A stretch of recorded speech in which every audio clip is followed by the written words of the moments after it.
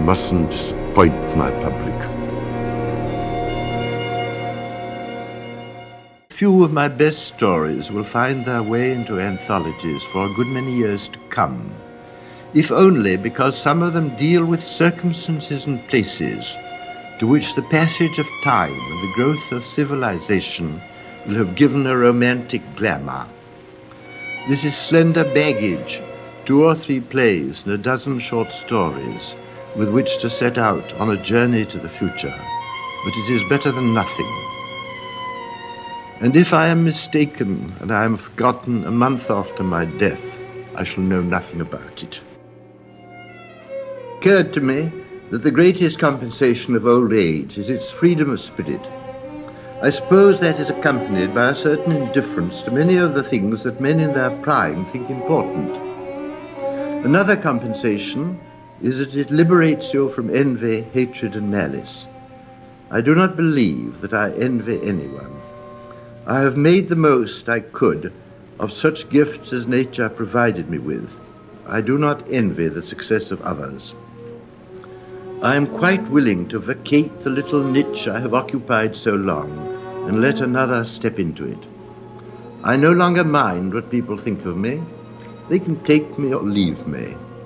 I'm mildly pleased when they appear to like me, and undisturbed if I know they don't.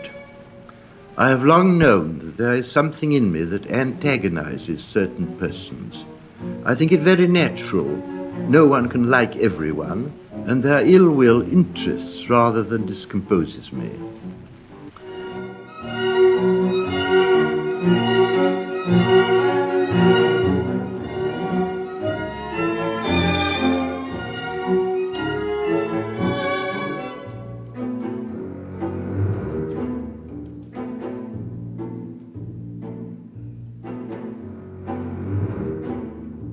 In one way or another, I've used in my writings pretty well everything that has happened to me in the course of my life. Sometimes an experience of my own has provided me with an idea, and I've just had to invent the incidents to illustrate it. But more often, I've taken people whom I've known either slightly or intimately and used them as a foundation for the characters of my own invention. To tell you the truth, fact and fiction are so intermingled in my work that now, looking back, I can hardly distinguish one from the other. In my 20s, the critics said I was brutal. In my 30s, they said I was flippant. In my 40s, they said I was cynical. In my 50s, they said I was competent. And then in my 60s, they said I was superficial. I went my own way with a shrug of the shoulders, following the path I had traced and trying with my work to fill out the pattern of life that I had made for myself. Well, ladies and gentlemen, if you see me facing you once again in this unaccustomed role for me, you only have yourselves to blame. If you hadn't liked the 4 stories we showed you in quartet, we shouldn't have been encouraged to show you 3 more. Of course, we know it's a risk to try to repeat success, and we have to leave it to you to judge if we've been well advised or not. Mr. Noel, I believe, is a story of my own invention, but I shouldn't like to have to go into the witness box in a court of law and take my oath on it. I think I might venture to make a use of a phrase of Dr. Johnson's and say that if a story is good, it's unlikely to be new, and if it's new, it's unlikely to be good.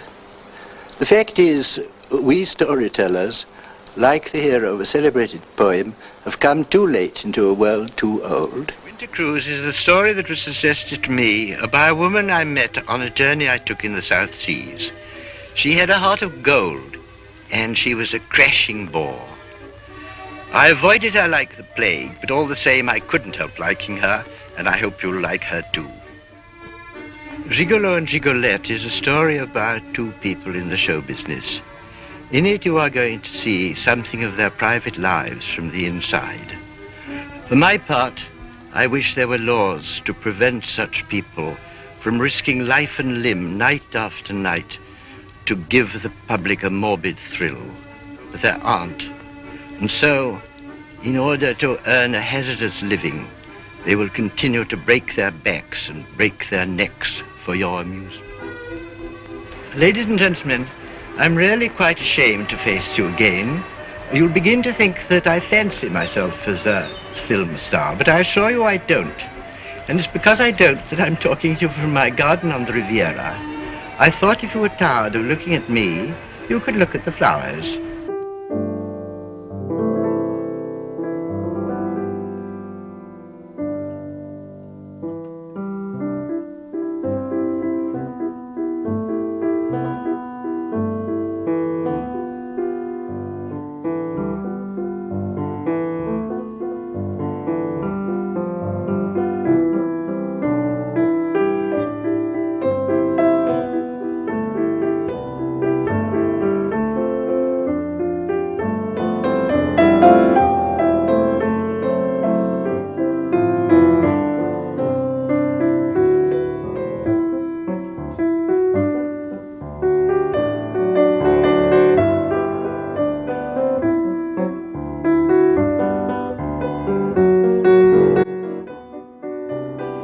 The stories are founded on fact, but of course they are fiction.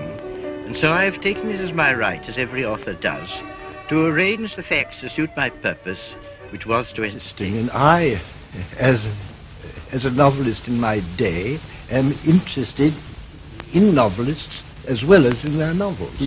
All novels are, every now and then, a great deal of a bore. You have to accept that.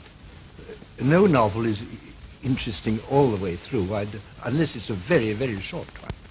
And after I'd said that, I was put on the spot because the American publisher asked me if I would have one of my own novels condensed. And what did you say? And although I was a little taken aback, I was obliged to say certainly condensed. You know, when I was very small and wanted to make a bright remark, I was told that children should be seen and not heard.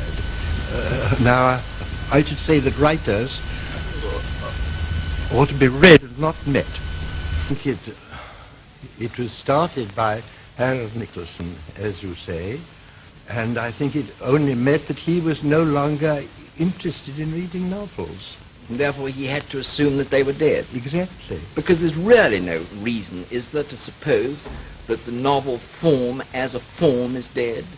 But I don't think it can possibly be dead until people cease being interested in being told a story. Now, in Kate Snails, we all know there's this very fascinating satirical picture of a grand old man of letters. I know, but remember that book must have been written certainly 30 years ago and perhaps more, and the author had no idea then that he was going to live until the very advanced age of 80. Well, that's what I was getting at, because in a way, haven't you been just a little bit hoist with your own petard, because you find yourself... I know, hoist sky high.